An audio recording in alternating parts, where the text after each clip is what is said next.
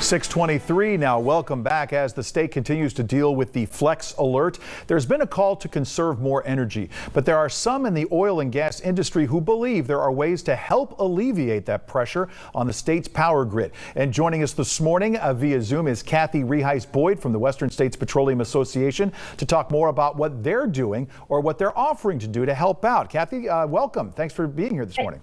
Thank you, Rick. I appreciate it. Bright and early. Exactly right. We like to call it dark and early. Dark and early. Exactly. Now, let's just jump in right now. The Western States Petroleum Association pointing out that as of Monday, renewable energy was barely able to meet about 27% of the state's need right now through these critical process. What can the oil and gas companies do to sort of help add to that in a renewable way? Yeah, first of all, I just want to say, and you heard the governor admit and acknowledge that we've really sacrificed reliable power in California, right? And so we've done that because we've put all our eggs in one basket. That's not a good thing to do. And so none of us do that in our portfolios for our investments, right? So the sun doesn't always shine and the wind doesn't always blow, and we have not cracked the nut yet on storage. And so the problems we're facing now with these rolling blackouts is because we haven't planned. And we haven't had backup to the situation we find ourselves in. And so this industry, we need to sort of reset and rebalance and bring this industry back into the conversation so that we can be helpful. You heard recently that we have two facilities in the San Francisco area that will be transitioning from traditional refineries to renewable natural gas and renewable diesel. This will take a while because this is California, so there's permitting requirements that you have to go through. So we're still looking a few years out on that. But to your question, we are investing in all of the technologies to do things in a less carbon intensive way to support the needs of California. But it's really important to invite us to the table, to the conversation, and quit demonizing the very industry that is going to help get us out of this problem. Okay, let's jump into that just for a second. How long has oil and gas been working on these sort of renewable natural gas or renewable diesel options?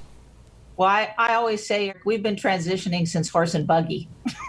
So transition is nothing new to us. We are the innovators, the creators, the problem solvers that have moved this country from that form of transportation to everything quality of life and upward mobility we provide today to all the communities we serve. So innovation is nothing new to us. These things have been in discussions and in the works with our members for a very long time as they themselves look to the future. We have people who are invested in wind, who are invested in solar, who are invested in biofuels and renewables like the two facilities I just mentioned. So we've been there, we are there, and we will be there. The problem is we don't have an inclusive conversation in this state on how to meet these needs in a practical way based on facts and science. We deal with fear and emotion. Okay. That is not a way to ensure reliable energy to the state of California. What ways have you tried in order to push this conversation to the governor's office to get him involved? Well, other than screaming from the highest mountains to everyone, everywhere, all the time, I don't know what else to do. So we have reached out, obviously, to all forms, and those conversations are long overdue.